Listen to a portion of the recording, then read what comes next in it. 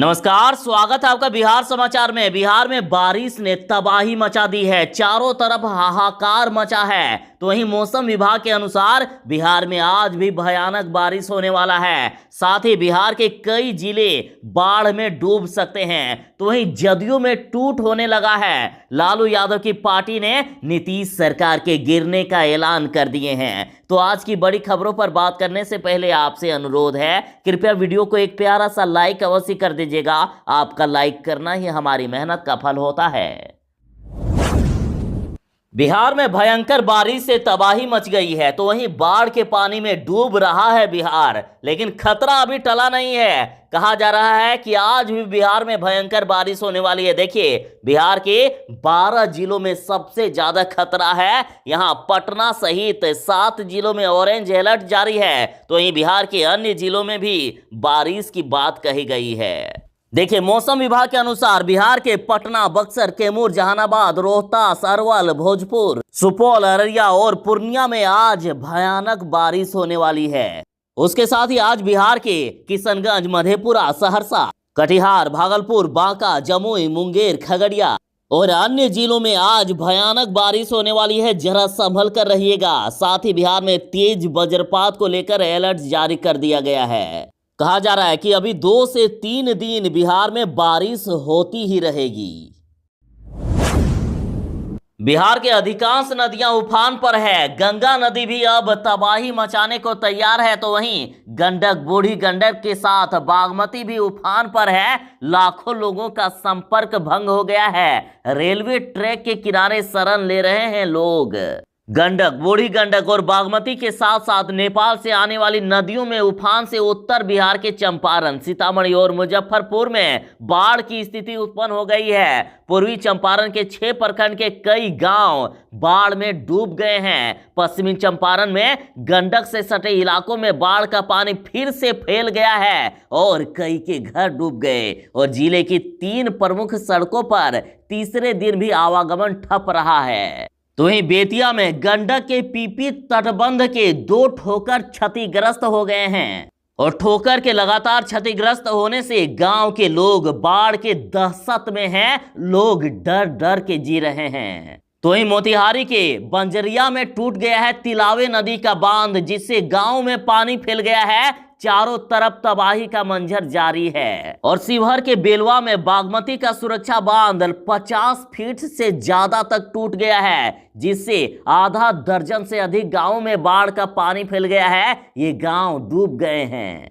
तो वहीं समस्तीपुर के 3 प्रखंडों में फैल रहा है बागमती करेह का पानी। और इधर दरभंगा में सभी नदियों के जलस्तर बढ़ रहे हैं। तो वहीं घनश्यामपुर प्रखंड के डूबे हुए क्षेत्र में बसे 10 गांवों में कमला बलान का पानी अब प्रवेश कर गया है, जिससे स्थिति और भी बदतर हो गई है। मतलब बिहार के कई जिलों में ये बाढ़ तबाही मचा रही है और आगे और भी बड़ा खतरा आने वाला है।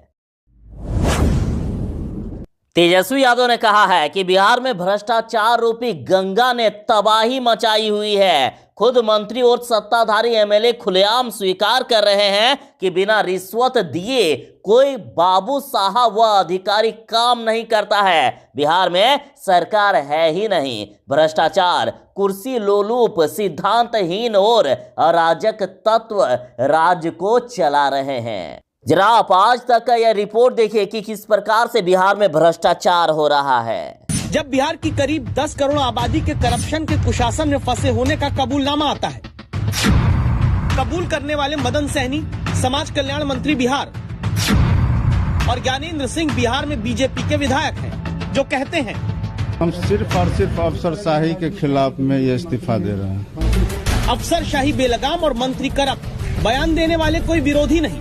चौंकाने वाली बात यह भी कि नीतीश के बनाए मंत्री नीतीश के अफसरों के जन विरोधी होने पर मुहर लगाते हैं और बीजेपी के विधायक अपनी पार्टी के मंत्रियों के भ्रष्टाचारी होने का हिसाब बताते हैं। बीजेपी का अधिकतर मंत्री 80% मंत्रियों ने पैसा लिया, ट्रांसफर बोलता डट के लिया पैसा, एकदम चेस कर के लिया, बुला बुला के, जिसका ना पोस्टिंग कर रहा हो रहा है उसको बुला बुला खबर करवा के और ये करवा के सबसे वसूला गया पैसा। एक बड़ी धांधली का खुलासा हुआ है, जिसके बाद राजद ने कहा है कि बिहार की हर परीक्षा, हर बहाली में कदम कदम पर धांधली ना हो तो मुख्यमंत्री नीतीश कुमार की छाप उस पर आखिर कैसे रहेगी। कहा जा रहा है कि हर परीक्षा, बहाली के उत्तीर्ण व अनुत्तीर्ण छात्रों को घूस लेकर बहाली दिलाने और सफल बनाने के फोन कॉल की तरह अब बिहार एसटीईटी के सफल और असफल अभ्यर्थियों को भी फोन किया जा रहा है और घूस मांगा जा रहा है। आप जरा बिहार तक का ये रिपोर्ट देखिए। जो बिहार एसटीईटी के अभ्यर्थी हैं, उन्होंने आरोप लगाया है कि रोज उनको कॉल्स आ रहे हैं, उनसे घूस की मांग की जा रही है। कहा जा रहा है कि 5 से 50 हजार की रकम आप अदा कीजिए, उसके बाद आपका नियोजन हो जाएगा, आपको बहाली मिल जाएगी। बता दें कि इस तरह के कॉल्स जो हैं, फेल से लेकर मेरिट लिस्ट में, क्वालिफाइड लिस्ट में मौजूद हर तरह के अभ्यर्थियों को ये कॉल्स आ रहे हैं। सबसे बड़ी विडंबना ये है, वेल्ट्रॉन ऑफिस की तरफ से 2-3 बार कॉल आया है और कॉल आने के बाद मुझसे रुपये का डिमांड किया गया और मैंने रुपया नहीं दिया, जिसके कारण ये भुगत रहा हूँ। सबसे पहला कॉल मेरे पास आया लगभग 17 मई के आसपास में और मुझसे 1,20,000 रुपये का डिमांड किया गया। बोला गया कि अगर आप पास होना चाहते हैं, आपको 65 नंबर आ रहा है, तो आपको 1,20,000 रुपये देना होगा। तत्काल में आप 40,000 रुपये ट्रांसफ़र कीजिए, बाकी आपको रिजल्ट का सीट जो है व्हाट्सएप पे कर दिया जाएगा और तत्पश्चात आप बाकी का रुपये जमा कीजिएगा।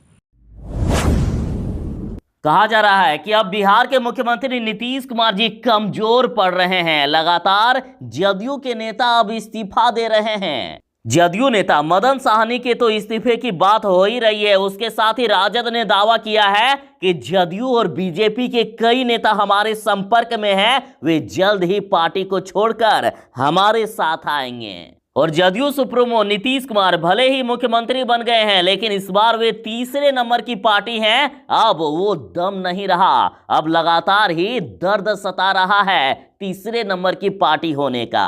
और इधर देखिए, राजद सुप्रीमो लालू यादव का कहना है कि गिरते पड़ते, रेंगते लेटते, धन बल, प्रशासनिक छल के बलबूते जैसे तैसे थर्ड डिवीजन प्राप्त कर 40 सीट वाला नैतिकता, लोक मर्यादा और जनादेश को ताक पर रखकर जब मुख्यमंत्री बनता है, तब ऐसा ही होना स्वाभाविक है। यानी सीधा सीधी राजद का कहना है कि नीतीश कुमार की पार्टी अब ज्यादा दिन चलने वाली नहीं है।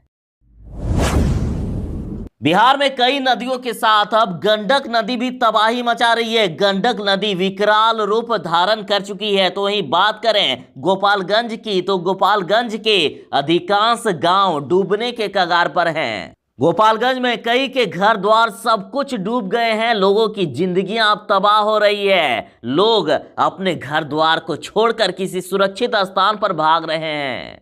नेपाल के तराई क्षेत्रों में लगातार हो रही बारिश से गंडक नदी उफान पर है। नदी के तेजी से बढ़ते जलस्तर से कई गांव बाढ़ के पानी में डूब गए हैं। गोपालगंज जिले में बाढ़ प्रभावित 6 प्रखंडों के करीब 42 निचले गांवों में तेजी से बाढ़ का पानी फैल रहा है। गोपालगंज में इतनी भीषण तबाही आई है कि गोपालगंज के कई गांव डूबने के कगार पर हैं। अब नीतीश कुमार की पार्टी जदयू में टूट होनी शुरू हो गई है। देखिए, जदयू के पूर्व एमएलए महेश्वर सिंह आरजेडी में शामिल हो गए और लालटेन थामते ही महेश्वर सिंह बोले हैं कि बिहार नहीं संभाल पा रहे हैं नीतीश कुमार, तेजस्वी की सरकार बनने में झोंकूंगा ताकत। जिस तरह से जदयू और बीजेपी के नेता खुद अपने ही सरकार पर हमलावर हैं और इनकी पार्टी में लगातार टूट हो रही है, तो इसको लेकर कहा जा रहा है कि जल्द ही बिहार में तेजस्वी यादव की सरकार बनेगी। देखिए, जदयू से राजद में शामिल होते हुए महेश्वर सिंह ने कहा है कि बिहार में सरकार अंधी और बहरी हो गई है। जो स्थिति 1974 में थी, वही आज बिहार में हो गई है। तेजस्वी यादव को मुख्यमंत्री बनाने में जो भी सहयोग होगा करूंगा। उन्होंने कहा कि नीतीश कुमार बिहार को संभाल नहीं पा रहे हैं, वे इसमें नाकाम रहे हैं। और इधर जहां महेश्वर सिंह अपने लगभग 300 कार्यकर्ता के साथ राजद में शामिल हुए, उसके साथ ही तेजस्वी यादव ने ऐलान कर दिए हैं कि सिर्फ 2 महीने में ही हमारी सरकार बन रही है। तो वहीं राजद नेताओं का कहना है कि एनडीए के कई नेता हमारे संपर्क में हैं, सही वक्त पर प्रहार किया जाएगा और हमारी सरकार बनेगी।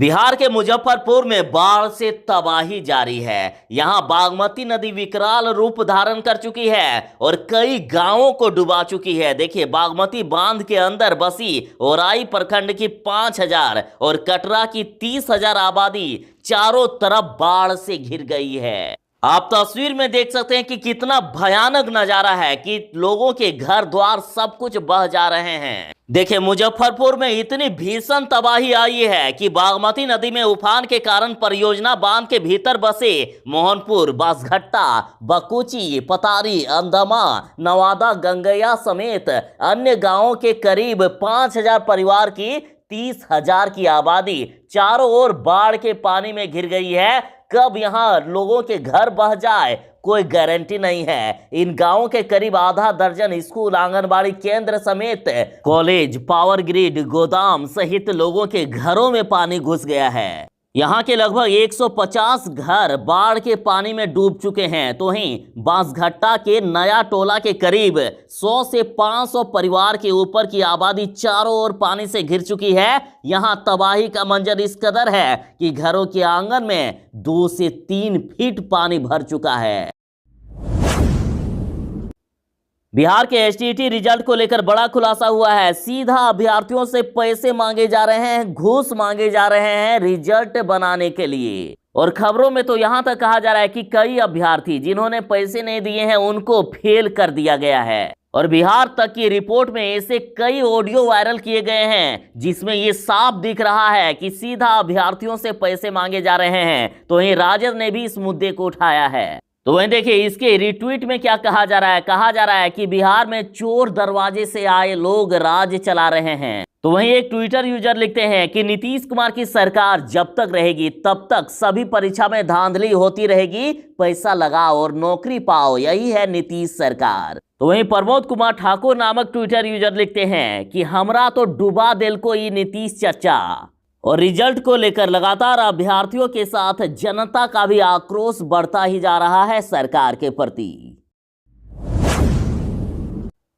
मुख्यमंत्री नीतीश कुमार जी का ड्रीम प्रोजेक्ट है कि हर घर नल का जल पहुंचना, लेकिन हर घर नल का जल तो ठीक से नहीं पहुंचा, लेकिन बाढ़ और बरसात का जल जरूर ही पहुंच गया है। बात करें उत्तर बिहार की राजधानी की, तो यहां हर घर बाढ़ का जल पहुंचाने में कामयाब हो गई है नीतीश कुमार की सरकार। बात करें मुजफ्फरपुर के कई क्षेत्र के साथ ओराई और कटरा की, तो देखिए यहां कहा जा रहा है कि चाहे किसी की शादी हो या फिर कोई बीमार पड़े, लेकिन रास्ता न होने के कारण बहुत से लोगों की इलाज न होने से जान चली जाती है। बाढ़ के पानी ने यहाँ के अधिकतर रास्ते ध्वस्त कर दिए हैं, रोड बह गए हैं। देखिए, कहा जा रहा है कि यहाँ कब तक लोग डूबते रहेंगे, लोग बेमौत मरते रहेंगे। इस क्षेत्र के लोगों का दुख दर्द कौन सुनेगा। ये 15 सालों से चल रही सुशासन बाबू के सरकार में ओराई विधानसभा का विकास नहीं हो सका है, ना ही पुल पुलिया का निर्माण हो सका है। और मुजफ्फरपुर के लोग कह रहे हैं कि मुख्यमंत्री नीतीश कुमार को यदि थोड़ी भी शर्म है तो इस बड़ी समस्या का अस्थायी रूप से निदान करे, या नहीं तो वे मुख्यमंत्री पद से इस्तीफा दे दे। बिहार के कई जिले डूब रहे हैं। सरकार के वादों की हवा निकल गई है, सरकार के दावों की धज्जियां उड़ गई है। तो वहीं बात करें बिहार के बेतिया की, तो बेतिया अब डूबने के कगार पर है। कहा जा रहा है कि जल्द ही पूरा शहर झील में तब्दील हो जाएगा। बिहार में किस प्रकार से लापरवाही बरती जा रही है आप जरा देखिए, यदि बिहार के डिप्टी सीएम की ही बात कर लें तो कुछ दिन पहले ही उनके पटना स्थित आवास डूब गया था और अब उनके गृह जिले बेतिया की जनता भी पानी से त्राही त्राही कर रही है। हालात इतने बुरे हैं कि स्थानीय प्रशासन खुद टापू के बीच काम करने को मजबूर है। लगातार हो रही बारिश से बेतिया में नारकीय स्थिति बनकर रह गई है और इस बारिश ने प्रशासनिक व्यवस्था की पोल खोलकर रख दी है। लगता है कि सरकार के सारे दावे और वादे बारिश के पानी में ही बह गए हो और अब यहाँ के लोगों में सरकार के प्रति इस कदर से आक्रोश है